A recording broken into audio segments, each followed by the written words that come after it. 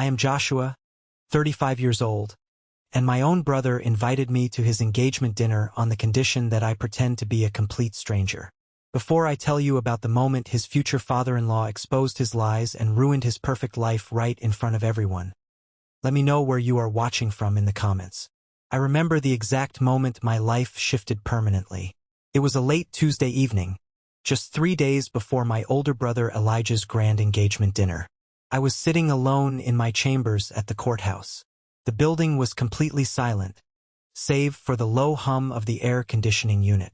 I had just finished reviewing a massive stack of legal briefs, rubbing my tired eyes and looking forward to heading home to a quiet apartment and a hot meal. That was when my cell phone vibrated against the heavy oak wood of my desk. I picked it up, expecting a message from my clerk about the next day's docket, or perhaps a mundane reminder from my calendar. The screen illuminated the dark room, showing a text message from Elijah.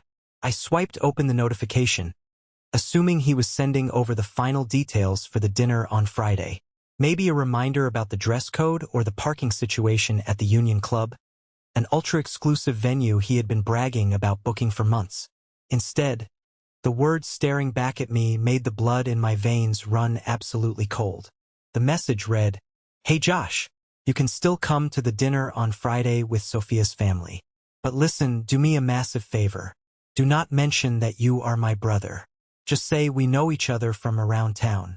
Her dad is a federal judge, and honestly, having you bring up your courthouse job is just going to be embarrassing for me. Keep a low profile. Thanks." I did not blink. I sat there in the quiet glow of my desk lamp and read the message a second time. Then a third time. The words did not change. The sheer, unapologetic audacity of the request hung in the air like foul smoke. He was not asking me to avoid a controversial topic. He was not asking me to dress nicely. He was asking me to erase my own existence. He was demanding that I deny my own bloodline, my own parents, and my own identity, all so he could look a little more impressive in front of a man he was desperate to please. I placed the phone face down on the desk. I did not throw it against the wall. I did not scream. I just gripped the edge of my desk until my knuckles turned completely white. A sharp, familiar ache settled deep inside my chest. It was the ache of a lifetime spent being pushed aside. A few minutes later, the phone buzzed again. An incoming call. The caller ID flashed my mother's name, Helen. I knew exactly why she was calling. She was the cleanup crew. She was the one who always smoothed over Elijah's cruelty by framing it as a necessary sacrifice for the greater good of the family. I cleared my throat, forcing my voice to remain perfectly level, and answered the call. "Hello, Mom. Joshua, honey," she started. Her voice carried that sickly sweet, incredibly careful tone she always utilized when she wanted me to accept something deeply insulting without making a fuss. "I was just talking to Elijah, and he mentioned he sent you a quick text about Friday night. I just want to make sure you understand where we are coming from. This is a very big night for him. A crucial night. Sophia's family comes from serious prestige. We just do not want anything to complicate his image." "Complicate his image?" I asked. My voice sounded hollow, echoing slightly in the quiet chambers. "Mom, he is asking me to pretend I am not his brother. He is asking me to walk into a room and deny that I belong to my own family." My mother sighed sharply into the receiver. It was her signature sound of deep irritation. "Oh, Joshua, please do not be so dramatic. It is just for one single evening. You have always been the difficult one about these things. Elijah has a major promotion coming up at his corporate law firm, and marrying Sophia cements his status in that world. You know how important appearances are to these people. We have already arranged everything. We are having the staff seat you at a smaller table in the back of the room, right near the kitchen service doors. It will be much more comfortable for you there anyway. You will not have to make awkward small talk with her father." She did not even pause to let me respond. She just rattled off the time I needed to arrive, reminded me to wear a dark suit, and hung up the phone. I sat in the overwhelming silence of my office for a very long time, I looked out the window at the streetlights of the city flickering to life against the dark sky. For 35 years, I had accepted my designated role as the background character in Elijah's magnificent, carefully curated play. I had swallowed the insults, the dismissals, and the blatant favoritism because I believed that keeping the peace was what a good son was supposed to do. But looking down at the dark screen of my phone, something fundamental broke inside of me. A new, freezing cold resolve washed over my entire body. I stood up, walked over to the small coat closet in my office, and looked at my tailored black suit hanging there. I was not going to stay home. I was not going to give them the satisfaction of my absence. I was going to attend that dinner. I was going to show up exactly on time, sit exactly where they wanted me to sit, and watch them build their pathetic house of cards. What my family completely failed to understand was that the man they were so desperately trying to impress would know exactly who I was the very second he laid eyes on my face. If you want to understand how a mother could comfortably ask her youngest son to hide near the kitchen doors like a shameful secret, you have to understand the toxic foundation my family was built upon. From the moment I was old enough to form memories, the dynamic in our household was set in solid stone. There was Elijah, the undisputed golden child, and then there was Joshua, the spare part. The disparity became glaringly obvious when I was 14 years old. My grandfather passed away, and after a somber funeral, the family gathered to discuss his estate. There was a modest inheritance left behind.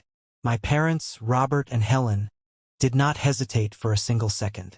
They took every penny of that inheritance, combined it with their own life savings, and poured it directly into a massive college fund exclusively for Elijah. They bought him a brand new, gleaming car the week he turned 18. They paid exorbitant fees for his private tutors, sent him to elite summer debate camps, and eventually covered his incredibly expensive university tuition without a single complaint. They built a golden runway for him, ensuring he would never have to stumble or struggle. When it was my turn to graduate high school, the financial well was completely dry. I remember standing in the kitchen, holding my acceptance letter to a good state university. My father patted me firmly on the shoulder and gave me a tight smile. "Joshua, you are a tough kid. You will figure it out. We just need to make sure Elijah gets on his feet right now. He has big things ahead of him." So I figured it out. I did not get a car. I walked 2 miles through rain and snow to work long shifts at a local diner, coming home smelling like stale grease and strong coffee. I enrolled in a community college because that was the absolute limit of what I could afford on my own. I worked nights, weekends, and holidays while my peers were out partying. I took out crushing student loans to eventually transfer to a 4-year university, and then pushed myself even harder to get through law school. I never asked my parents for a single dime, and they never once offered to help. Elijah, meanwhile, coasted through life on his natural charm and the invisible safety net my parents had meticulously woven for him. He became a corporate lawyer, spending his days shaking hands on pristine golf courses and boasting loudly about his massive starting salary. He wore custom-tailored suits, slicked his hair back, and drove a leased luxury sports car that he likely could not actually afford without stretching his credit to the absolute limit. I took a vastly different, much harder path. Straight out of law school, I became a public defender. I survived on a miserable, barely livable salary, fighting tooth and nail in messy, heartbreaking, and chaotic cases. I dealt with vicious custody battles, tragic family disputes, and desperate people who had absolutely no one else in their corner. It was grueling, soul-crushing work that kept me awake at night, but it taught me the actual value of justice. My family found my career choice utterly laughable. At our awkward Thanksgiving dinners, Elijah would swirl his expensive red wine in his glass, flash a condescending smirk, and say loudly across the table, "So, Josh, still defending the local trash down at the precinct? Let me know when you get tired of the charity work and want a real job. I might be able to get you an interview in our mailroom." My parents would usually chuckle softly, sipping their drinks and looking at me with a mixture of pity and mild embarrassment. I never argued with them. I never raised my voice. I just kept my head down, ate my food, and focused on my goals.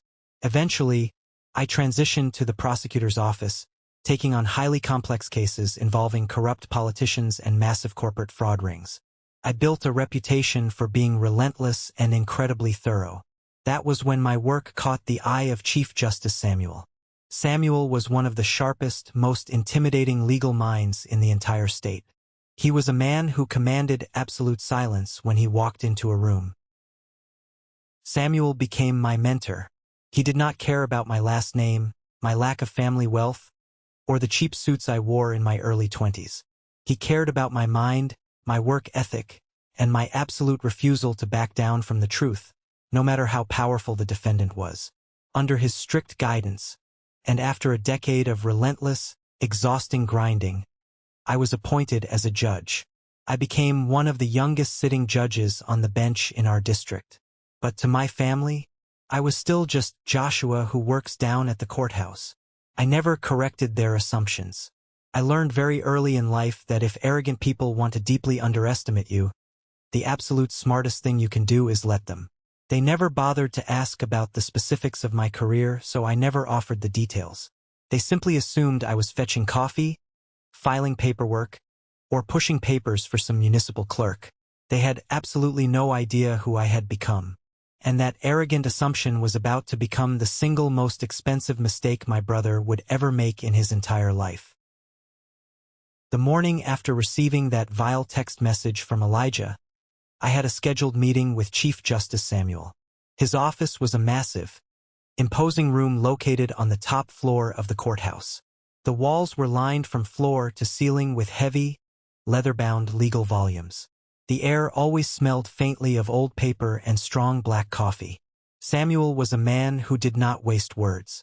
He looked up from a thick stack of legal briefs as I walked through his heavy wooden door, his incredibly sharp eyes catching something different in my posture immediately. "You look like a man who is preparing for an execution, Joshua," Samuel said, his deep voice rumbling in the quiet room. He set his gold fountain pen down carefully on his desk. "What is on your mind? You are usually much more focused than this." I walked over and sat in the heavy leather chair across from him. I let out a long, slow breath. I rarely spoke about my personal life or my family dynamics at work, but Samuel was the closest thing to a real, supportive father figure I had ever known. I reached into my jacket pocket, pulled out my cell phone, opened the message from my brother, and slid the device across the polished mahogany desk. Samuel picked up his reading glasses, perched them on the bridge of his nose, and looked at the screen. He read the text. The silence in the large office stretched out, growing thick and incredibly heavy. I watched his eyes scan the words a second time. When he finally looked up and took off his glasses, his expression was completely unreadable. It was the same stony face he wore when sentencing hardened criminals. "Your brother," Samuel said slowly, enunciating every single syllable with deadly precision, "wants you to deny your own bloodline because he is terrified that you will embarrass him in front of his future father-in-law." "Yes, sir," I replied, keeping my voice perfectly steady, refusing to let the hurt show. "My mother called shortly after to confirm the arrangement. They have assigned me a specific seat in the back of the dining room, right next to the kitchen service doors, so I do not disrupt their networking opportunities." Samuel leaned back in his large leather chair, steepling his fingers together and resting his chin on them. "And who exactly is this federal judge your brother is so desperate to impress that he would erase his own sibling?" "Christopher," I said simply. "Judge Christopher from the federal circuit." For a full 5 seconds, Samuel did not move a single muscle. Then, a slow, incredibly sharp smile spread across his weathered face. It was not a warm, friendly smile. It was the dangerous smile of a seasoned predator that had just spotted a very foolish, unaware prey wandering into its territory. He let out a low, deep chuckle that echoed ominously in the quiet office. "Christopher," Samuel repeated, almost tasting the name on his tongue. "Joshua, do you realize exactly who that man is?" "I know of him, of course," I said, slightly confused by Samuel's reaction. "He is highly respected, known for being incredibly tough on corporate corruption and white-collar crime." "He does not just respect the law, Joshua," Samuel said, leaning forward abruptly, his eyes burning with intense, focused amusement. He respects you. Christopher and I had a long dinner together just 2 months ago. We spent half the evening discussing your recent ruling on the Henderson corporate fraud case. He has cited your written opinions in his own public remarks multiple times over the last year. He explicitly told me he thinks you are one of the brightest, most capable young minds currently sitting on the bench. I sat back in my chair, the air suddenly rushing out of my lungs as the reality of the situation hit me.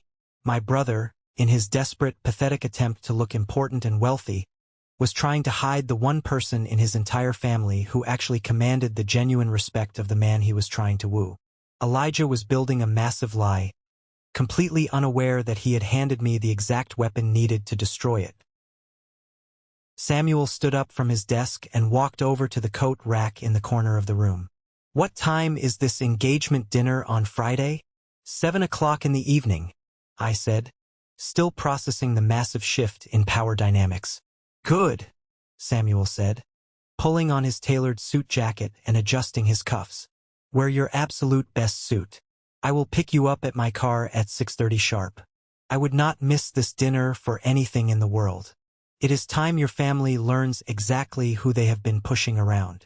I realized right then, looking at Samuel's determined face, that I was no longer walking into a humiliating trap. I was walking into a devastating reckoning. I was finally going to let the truth do the talking. Friday evening arrived with a biting, bitter chill in the Boston air. Exactly at 6:30, Chief Justice Samuel's sleek Blacktown car pulled up to the curb outside my apartment building. I stepped out into the cold, smoothing the lapels of my dark, perfectly tailored suit, and climbed into the back seat. We did not speak much during the ride through the city traffic toward the Union Club. We did not need to exchange words. The air inside the car was highly charged, thick and heavy with the tense anticipation of a massive storm about to break over an unsuspecting crowd. The Union Club was exactly the kind of pretentious, old-money establishment that Elijah deeply idolized. It was all dark mahogany paneled walls, massive crystal chandeliers that cost more than a house, oil paintings of stern-faced founders, and the quiet, muffled sound of extreme wealth. We checked our heavy winter coats at the front desk and walked slowly toward the private dining room overlooking the glittering city lights. As we approached the grand entrance of the dining room, I immediately spotted my family. My parents were standing near the absolute center of the room, holding delicate champagne flutes and laughing entirely too loudly at a joke someone else had just made. Elijah stood right next to them, his arm wrapped tightly and possessively around Sophia's waist. He was wearing his absolute best, most arrogant smile, scanning the room with the smug satisfaction of a man who believed he had finally arrived at the top of the social ladder. The very second Elijah's eyes landed on me walking through the double doors, the fake smile instantly vanished from his face. His jaw locked so hard I could almost hear his teeth grind from across the room.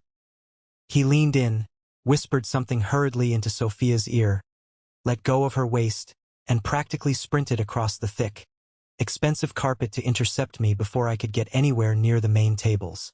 In his sheer panic, he did not even notice Chief Justice Samuel standing quietly just a half step behind my right shoulder. Elijah's panicked eyes were entirely focused on containing his biggest perceived problem. Me. "You are late," Elijah hissed under his breath, grabbing my elbow with a surprisingly hard, bruising grip. "And who the hell is this?" he asked, throwing a quick, dismissive glance at Samuel without bothering to actually look at the man's face. "A colleague," I said smoothly, forcefully pulling my arm out of his tight grip and smoothing my sleeve. Before Elijah could demand that Samuel leave, Sophia walked up behind him, her elegant evening gown rustling softly against the carpet. She had a very kind, intelligent face and sharp, observant eyes that seemed to take in every detail of the interaction. "Elijah," she said politely, her voice melodic, "aren't you going to introduce us?" Elijah swallowed hard. A visible bead of sweat formed at his hairline, catching the light from the chandeliers. He plastered on a completely fake, incredibly strained smile and turned to his fiancée. Sophia, darling, of course. This is Joshua. He helps out down at the courthouse. Does some administrative stuff. He is just an old acquaintance from town. He did not say the word, brother. He said those degrading words straight to my face, looking me right in the eye, daring me to contradict him. He erased my entire existence, our entire shared childhood, right there in the middle of the crowded room. I felt my jaw tighten involuntarily, but I kept my face an absolute mask of unreadable stone. It is very nice to meet you, Joshua, Sophia said warmly, extending her hand. I took it and shook it firmly. The pleasure is entirely mine, Sophia. Congratulations to you both. My mother, Helen, scurried over a second later, her anxious eyes darting nervously between me and the main table where Sophia's powerful parents were seated. Joshua, you made it. Come, let me show you to your seat right away. We want you to be perfectly comfortable out of the way of the main foot traffic. She herded me and Samuel away from the center of the room like we were stray dogs, leading us to a tiny, cramped table tucked completely in the back corner of the large hall. It was practically touching the heavy, swinging doors of the kitchen. Every single time a waiter rushed by with a tray of food, a blast of hot air and the smell of cooking grease hit the back of my neck. From this humiliating vantage point, however, I had a perfect, completely unobstructed view of the head table. I sat quietly and watched my brother sit down, puff out his chest like a proud peacock, and begin performing his sickeningly sweet routine for Judge Christopher.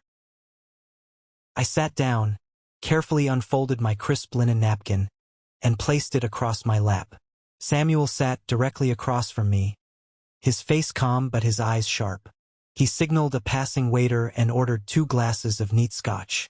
They actually put you by the kitchen doors, Samuel murmured, his voice laced with a dangerous, quiet kind of fury. They wanted me out of sight and out of mind, I replied, watching my father lean over and pour expensive wine for Christopher with a sickeningly eager, submissive smile. Well, Samuel said, taking a slow sip of his scotch and staring directly at the head table with absolute focus. Let's see exactly how long their little fantasy lasts. The first course of the lavish dinner was cleared away by the silent waitstaff, and the large dining room settled into a low, comfortable hum of polite, wealthy conversation. That was the exact moment Judge Christopher pushed his chair back and stood up. It was apparently a long-standing tradition of his to walk around the room with his own glass, personally greeting every single guest table by table before the main course was served. From my dark corner in the back of the room, I watched him move methodically from table to table. He shook hands firmly, offered polite nods of acknowledgement, and exchanged brief, pleasant words with Elijah's extended family and friends. Elijah watched him like a hawk, following his future father-in-law's every move with shining eyes. Elijah looked absolutely thrilled, practically vibrating in his seat with overwhelming pride that this powerful man was commanding the room and, by extension, validating Elijah's new elevated status. Christopher slowly made his way toward the back of the expansive room. When he finally turned the corner and approached my tiny, drafty table near the kitchen doors, he had a polite, somewhat generic social smile plastered on his face, clearly expecting to greet a distant cousin or a minor coworker. Then he stopped. He froze completely, mid-step, his expensive leather shoe halting awkwardly on the carpet.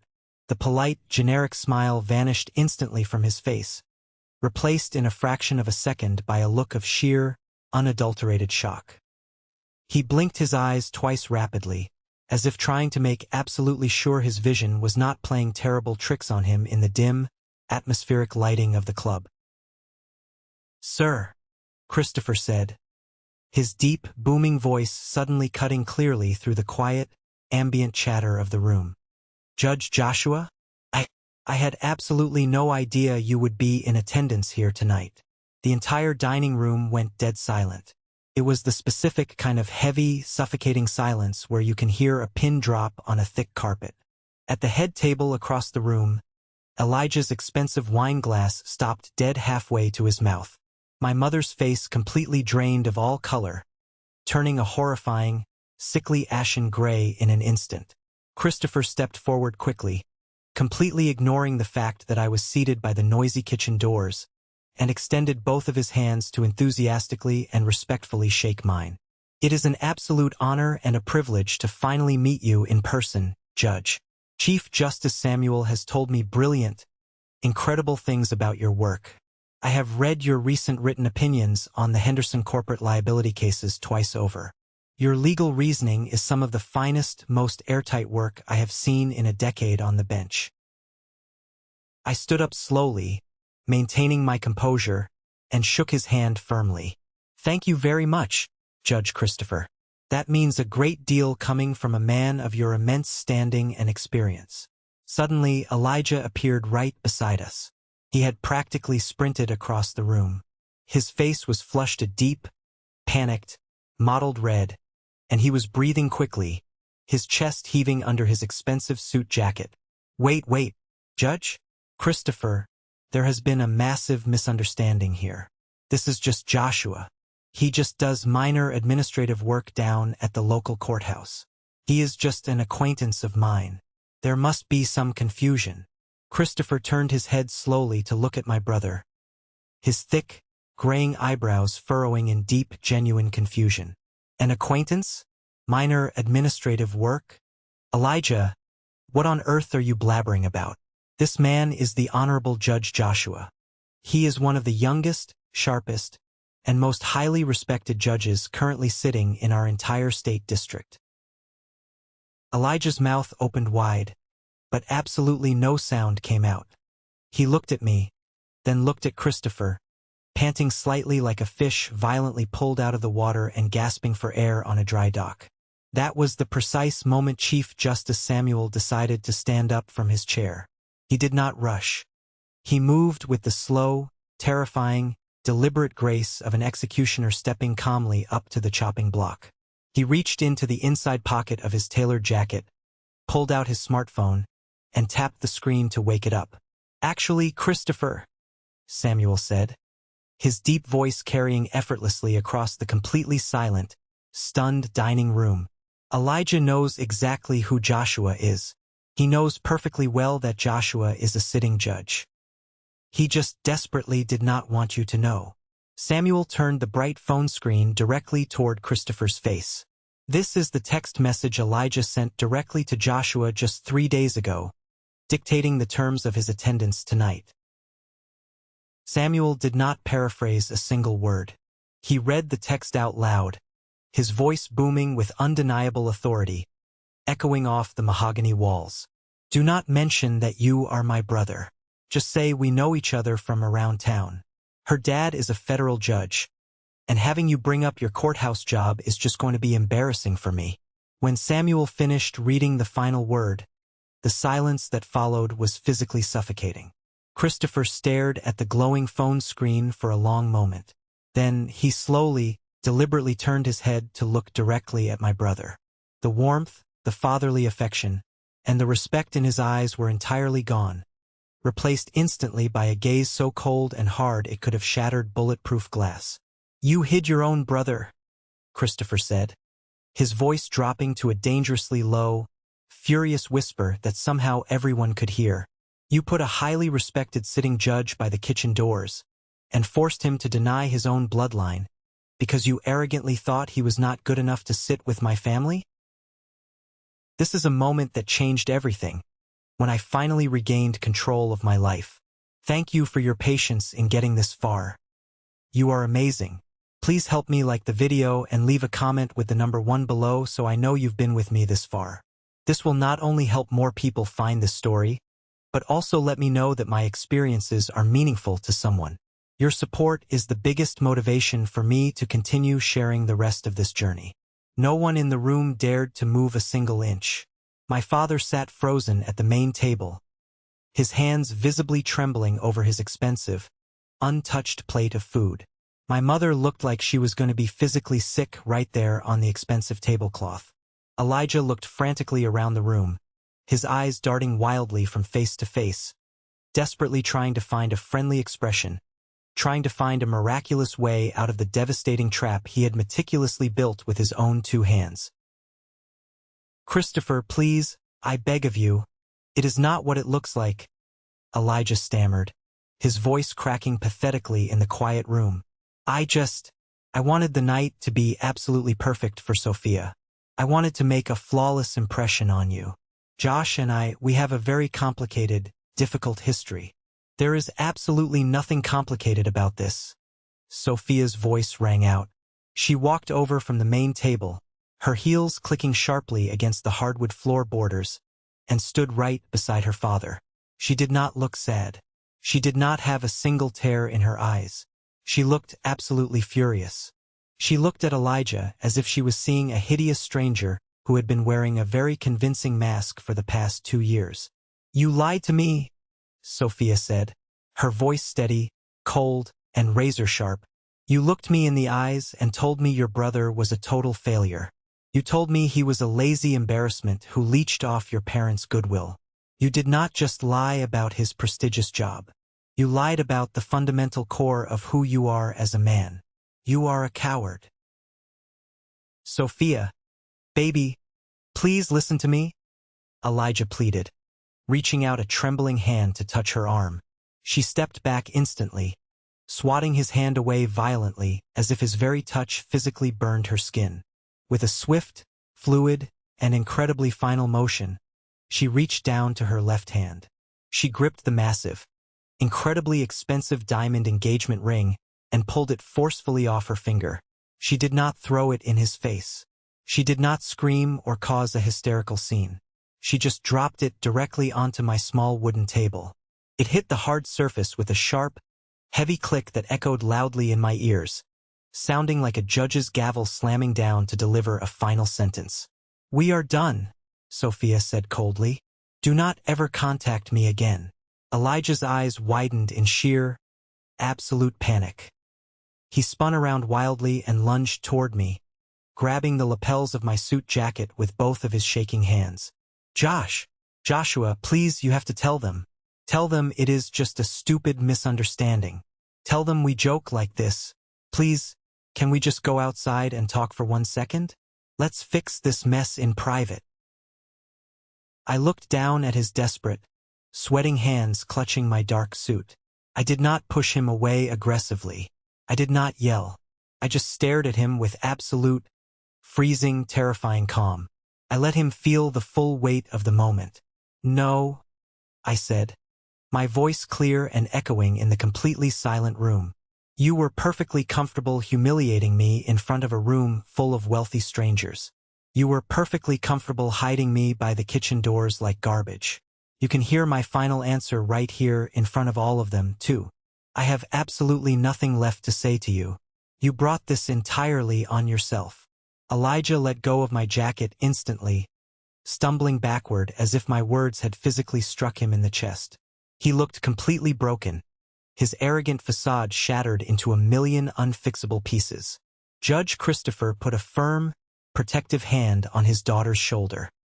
He looked fiercely across the room at my parents, who were actively shrinking down into their expensive dining chairs, trying to become invisible. This dinner is officially over. There will be no wedding.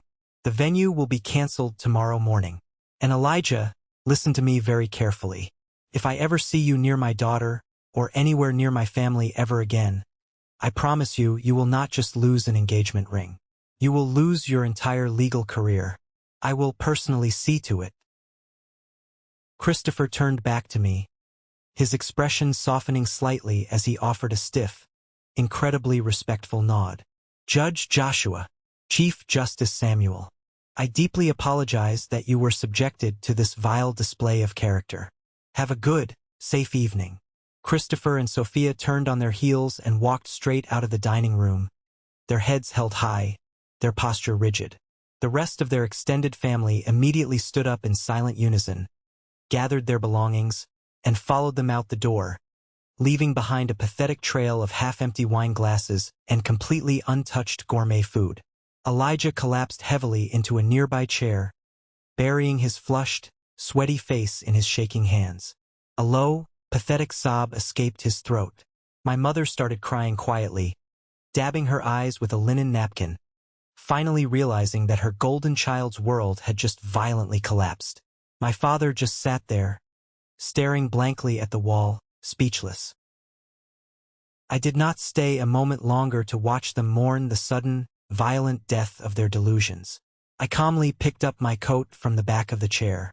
Samuel stood beside me, quietly buttoning his suit jacket. We walked together out of the Union Club, leaving my ruined family sitting in the deafening silence of their own making. Stepping out onto the pavement, the cold, crisp Boston night air hit my face. I took a deep breath. For the first time in 35 years, my lungs felt completely clear. The heavy, suffocating weight of seeking their toxic approval was finally gone, left behind forever in that dining room, sitting right next to a discarded diamond ring. The morning after the disastrous dinner at the Union Club, I woke up in my own bed just before sunrise. For the first few seconds, my mind was entirely blank, caught in that peaceful, quiet space between sleep and waking. Then, the memories of the previous night came rushing back in a tidal wave. The heavy mahogany doors, the tiny table by the kitchen, the absolute shock on Judge Christopher's face, the terrifyingly cold tone of Chief Justice Samuel's voice as he read that text message aloud. And finally, the sharp, defining click of Sophia's diamond engagement ring hitting the wooden table. I sat up slowly and swung my legs over the edge of the bed. I braced myself for the familiar wave of anxiety, the heavy guilt that usually accompanied any conflict with my family. For 35 years, my nervous system had been wired to absorb their anger, to internalize their disappointment, and to figure out how I could make myself smaller to fix whatever mess my brother had created. But as I sat there in the quiet gray light of the early Boston morning, waiting for the panic to hit, something incredible happened. The panic never came. Instead, I felt an overwhelming, profound sense of lightness. It felt as though a massive, suffocating physical weight had been surgically removed from my chest while I slept. I stood up, walked into the kitchen, and started brewing a pot of strong black coffee. The smell of the roasted beans filled the small apartment, grounding me in reality. I finally walked over to the kitchen counter and picked up my cell phone. The screen was absolutely flooded with notifications. There were 47 missed calls, 14 from my mother, Helen, 10 from my father, Robert, and 23 from Elijah. Below the missed calls was a string of frantic, increasingly unhinged text messages and voicemails. I poured my coffee, sat down at the kitchen island, and deliberately pressed play on the first voicemail. It was from my mother. "Joshua." Her voice crackled through the speaker, sounding breathless and utterly panicked. "Joshua, pick up the phone right now. I cannot believe what you just did. You ruined everything. You completely humiliated your brother in front of the most important people in his life. You could have just played along. You could have just pulled Christopher aside quietly. Why did you let Samuel do that? Elijah is in absolute pieces. Sophia will not answer his calls. You need to call her father right now. You need to use your position to fix this. Call us immediately." I deleted the voicemail without listening to the rest. I played the next one. It was my father. His voice was lower, rougher, carrying the heavy tone of a disappointed patriarch trying to wrangle a disobedient child. "Josh, this has gone way too far. Your mother is inconsolable. Elijah is having a complete breakdown in the living room. Family is family, Josh. You do not do this to your own blood. We gave you life. We raised you. You owe it to us to clean up this mess. Get down here right now so we can strategize how to win Sophia back." I deleted that one too. Then, there was a message from Elijah. Started with heavy, ragged breathing. Josh, you vindictive, jealous loser. You planned this, didn't you? You brought Samuel on purpose to destroy my life because you have always been insanely jealous of me. You think you are so high and mighty in your cheap courthouse suit? You are nothing. You are going to call Christopher and tell him you exaggerated the whole thing. You are going to fix this, or I swear to God. The message cut off abruptly. I looked at the dark screen of my phone. There was no anger left in me. There was no sadness. There was just absolute, crystal-clear clarity. They were not sorry for the horrific way they had treated me. They were not experiencing a moment of profound self-reflection. They were only panicking because the protective bubble of lies they had built around their golden child had violently burst, and they expected the person they had thrown to the wolves to come back and stitch it together for them. I went into my phone settings.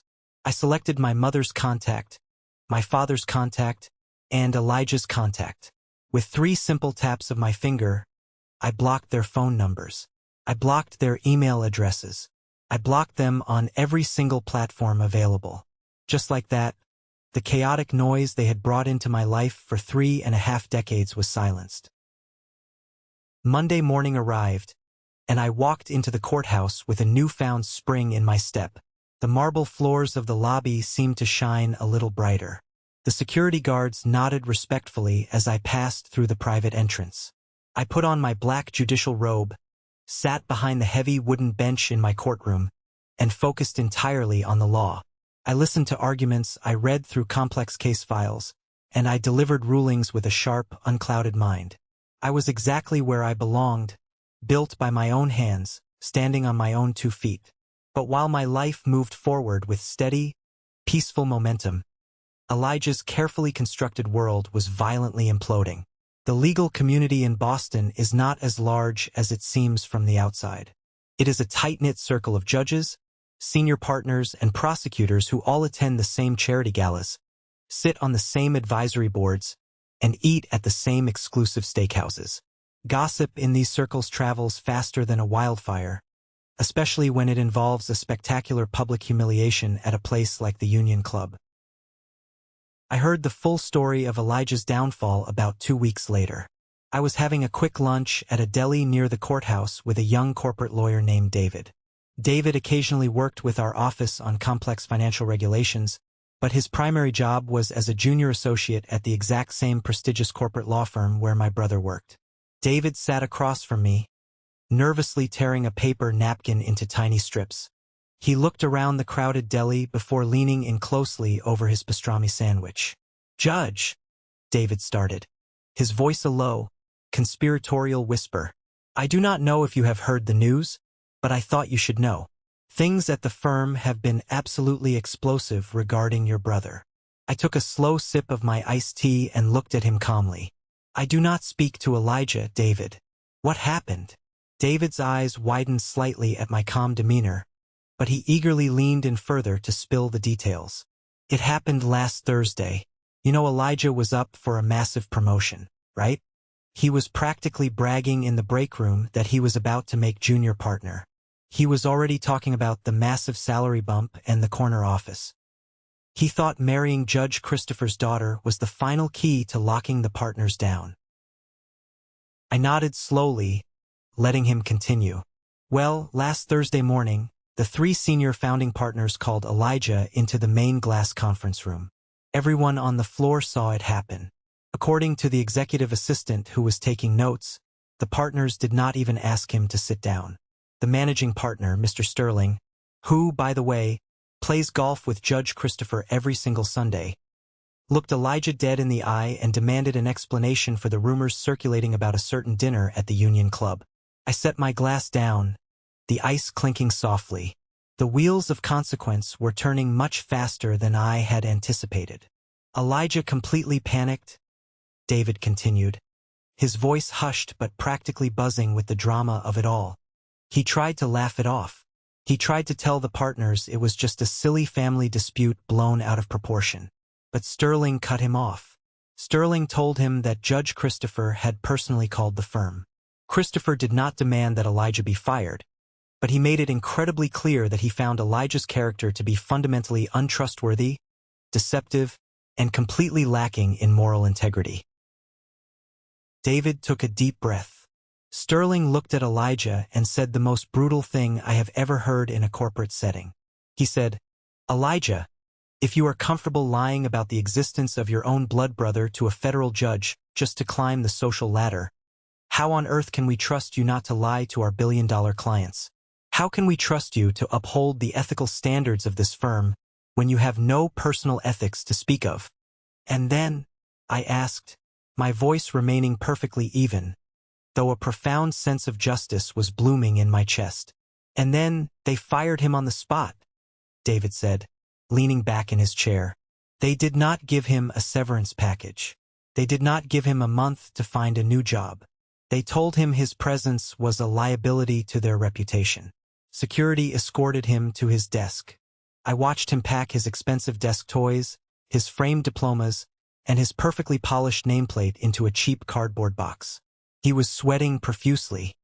He would not look a single person in the eye as the security guards marched him to the elevator and sent him down to the lobby. He is completely blacklisted, Judge. No reputable corporate firm in the city is going to touch him after a character assassination like that from the senior partners. I thanked David for the lunch, paid the bill, and walked back to the courthouse. I did not feel a sense of vicious triumph, nor did I feel pity.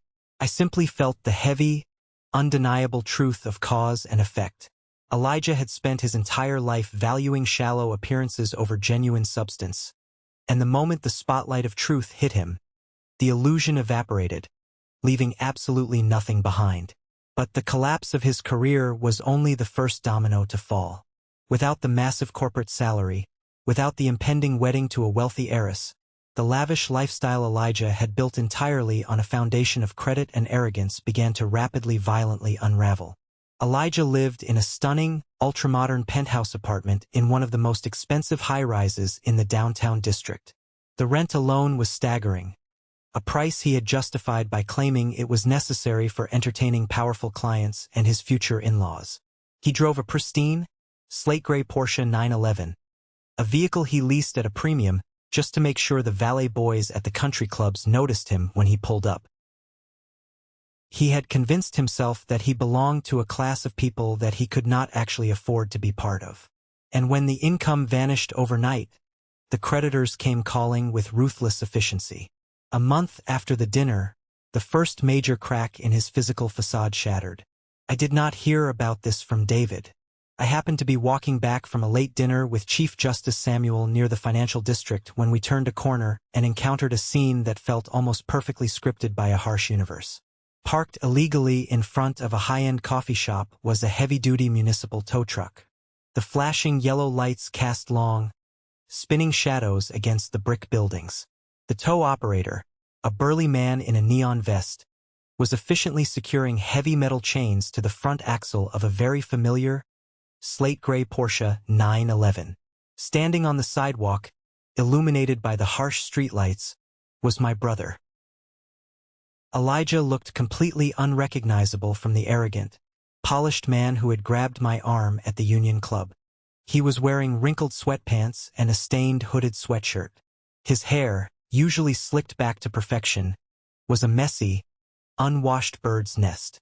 He was frantically waving a piece of paper at the tow truck driver, his voice a desperate, pleading whine that echoed down the quiet street. "Please, man, you cannot take the car. I have the payment right here. I just need a few more days to clear the check. I need this car for interviews.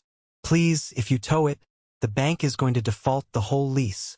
The driver did not even look up.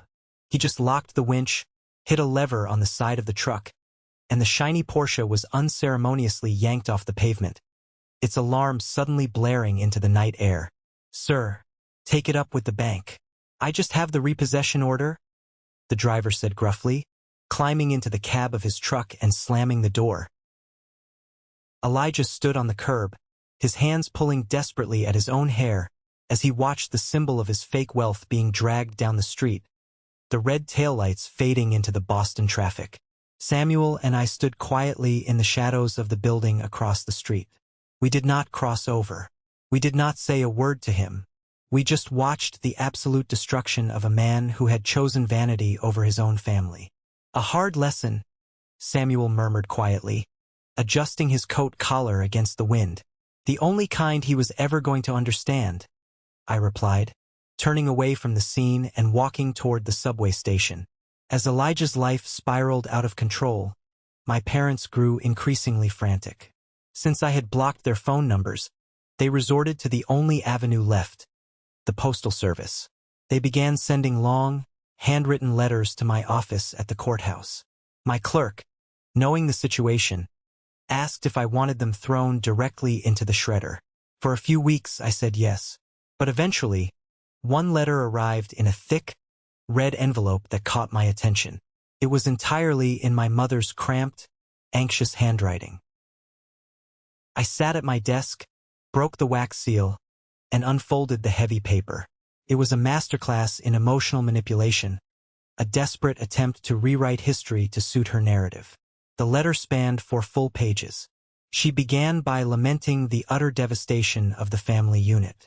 She wrote, in dramatic, underlined sentences, about how Elijah had lost his apartment and was currently sleeping on the sofa in their living room. Then came the guilt trip, weaponizing the past. "Joshua," she wrote, "you must understand the sacrifices we made. When your grandfather passed, we used his entire inheritance to build Elijah's college fund because we knew he had the potential to be a star. We gave him every advantage so he could lift this family up. And you tore it all down in one single, incredibly selfish evening. You let your pride destroy your brother's future. You must contact Judge Christopher immediately. You must tell him you forgive Elijah. You have the power to stop this bleeding. A good son does not abandon his family when they are down." I read the words, and a cold, grim smile touched my lips. She truly believed that my grandfather's inheritance, the money that should have been split between us, was rightfully given entirely to Elijah to make him a star. She truly believed that I was the villain for simply existing in the same room as the truth. I took a black pen, wrote the words "Return to sender, address unknown," across the front of the red envelope, and handed it back to my clerk. That was the absolute final communication I ever had with my mother. I realized that trying to explain reality to people who are entirely committed to their delusions is like trying to pour water into a glass that is already full of poison. The only thing you will accomplish is spilling the water. A few days later, a very different kind of letter arrived at my chambers. It was a small, elegant, cream-colored envelope. The handwriting on the front was sweeping, precise, and beautiful. There was no return address, but I recognized the thick, expensive stationery immediately. I opened it carefully with a letter opener. Inside was a single card. The message was concise, but it carried an immense, profound weight. "Dear Judge Joshua, I am writing this not to apologize for the events that transpired, as neither of us are to blame for the actions of a coward, but to express my deepest, most genuine gratitude to you. For the past 2 years, I was completely blinded by a carefully constructed illusion. I was deeply in love with a man who simply did not exist. Seeing the absolute ease and the casual cruelty with which he attempted to erase your existence from the room opened my eyes permanently. If a man is willing to hide his own flesh and blood to serve his ego, there is no limit to what he would hide from a wife. You stood in that dining room with incredible quiet dignity, and your silence spoke louder than any warning ever could. You saved my life, Joshua. You saved me from a future built on lies. You saved me from waking up 10 years from now next to a stranger, facing a brutal divorce, fighting a vicious custody battle over children with a man who possesses absolutely no moral compass. I am forever grateful that the truth came to light before I tied my life to his sinking ship. I wish you nothing but the absolute best in your brilliant career. You are the kind of man your brother could only ever pretend to be. With the utmost respect, Sophia." I read the letter 3 times. A deep, settling peace washed over my entire being. I carefully placed the cream-colored card inside the top drawer of my desk, keeping it as a quiet reminder that sometimes, the most destructive storms are actually sent to clear the path for something much better. I went back to work. I put my head down, focused on my cases, and let the noise of my biological family fade entirely into the background noise of the city. I did not look back. I did not check up on Elijah. I did not wonder if my parents were doing well. I had finally learned the most difficult lesson of my adult life. You cannot heal in the exact same environment that made you sick. I had surgically removed the infection, and for the first time I was truly thriving. Exactly 1 year and 2 months after that fateful dinner at the Union Club, the alarm clock beside my bed buzzed to life at 5:30 in the morning. I reached over, silenced it, and lay on my back, watching the early morning sunlight filter through the blinds of my bedroom window. Today was not an ordinary day. Today was a day that validated every single late-night shift at the diner, every crippling student loan payment, every agonizing hour spent studying in the dim light of the public library, and every silent indignity I had suffered at the hands of my own family. I walked into the bathroom, turned on the bright overhead lights, and looked at myself in the mirror. There were a few more gray hairs at my temples than there had been a year ago, but the face looking back at me was relaxed, confident, and entirely at peace. I shaved carefully, taking my time, the warm water soothing my skin. I walked into my closet and pulled out a brand new suit. It was not a cheap, off-the-rack garment bought on a public defender's salary. 2 months prior, a vacancy had opened up on the state appellate court, a highly coveted, senior-level judicial seat that required a flawless record, immense legal knowledge, and the absolute respect of the legal community. My name had not just been quietly submitted. It had been aggressively championed by Chief Justice Samuel and strongly endorsed by Judge Christopher and his massive network of federal colleagues. The confirmation process had been grueling, demanding, and exactly the kind of rigorous intellectual challenge that I thrived on. When the final vote came through, confirming my appointment to the appellate court, I did not celebrate with expensive champagne or loud parties. I had simply gone to Samuel's office, shaken his hand, and thanked him for seeing the potential in a young lawyer when his own family only saw a shadow. I dressed meticulously, draped my dark coat over my arm, and took a taxi to the main ceremonial courthouse downtown. The ceremonial courtroom is one of the most breathtaking spaces in the city. It features massive, vaulted ceilings with intricate plasterwork, towering stained glass windows that cast colorful geometric patterns across the polished mahogany floors, and rows of heavy oak pews designed to hold hundreds of people. When I walked through the heavy double doors, the room was already packed to absolute capacity. The low hum of excited conversation filled the grand space. I walked slowly down the center aisle, and my chest swelled with an emotion so powerful it threatened to steal the breath right out of my lungs. I looked at the faces turning to smile at me. In the front row, wearing his own heavy robes, sat Chief Justice Samuel.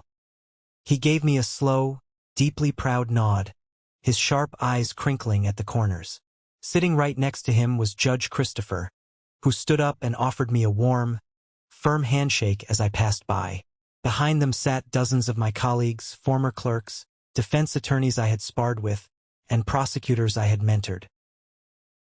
Every single person in that massive, brightly lit room was there because they respected my mind, my integrity, and my unwavering commitment to the truth.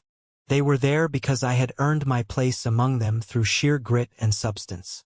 I looked at the designated section for family seating. It was completely filled with my closest friends, my mentors, and the people who had actively chosen to support me. My biological mother was not there. My biological father was not there. And Elijah, the golden child who had spent his entire life trying to ensure I remained invisible, was completely absent. They had not been invited. They had not been informed. For all I knew, Elijah was still sleeping on their living room sofa, blaming the entire world for the consequences of his own disastrous actions. Some people, outside looking in, might call my decision to exclude them harsh. Some might say that a swearing-in ceremony is a family event, and that blood should always be forgiven. But standing there in the warmth of that courtroom, I knew the absolute truth. Family is not automatically proven by shared blood. Blood is merely a biological accident. Blood had been used against me as leverage, as a tool for manipulation, as an excuse for silence, and as a weapon of deep shame. True family is proven by absolute respect.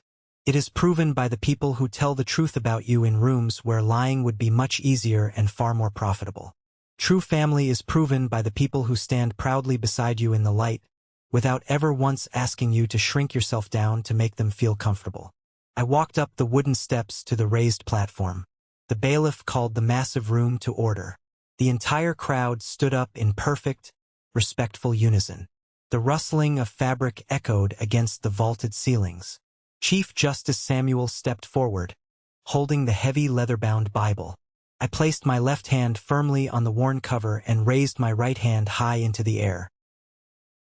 I looked out over the crowd one last time, my eyes locking with Samuel's. I took a deep, steadying breath. "I, Joshua," I began, my voice ringing out clear, strong, and unwavering, bouncing off the mahogany walls. "Do solemnly swear that I will administer justice without respect to persons, and do equal right to the poor and to the rich." As I spoke the ancient, heavy words of the oath, I thought about that tiny, drafty table by the kitchen doors at the Union Club. I thought about how incredibly hard my brother had worked to make me disappear into the background. And I thought about the profound, undeniable irony of it all. In his desperate, cowardly attempt to erase me from his world, the only person he had successfully, permanently erased from that world was himself. When the oath was finished, the entire courtroom erupted into deafening applause. I put on the heavy black robe of a senior appellate judge, the dark fabric settling onto my shoulders like a perfectly fitted armor. I smiled, a genuine, completely unburdened smile, and stepped forward into the brightest chapter of my life. Before we end this video, I want to take a moment to talk directly to you about what we can all learn from this journey.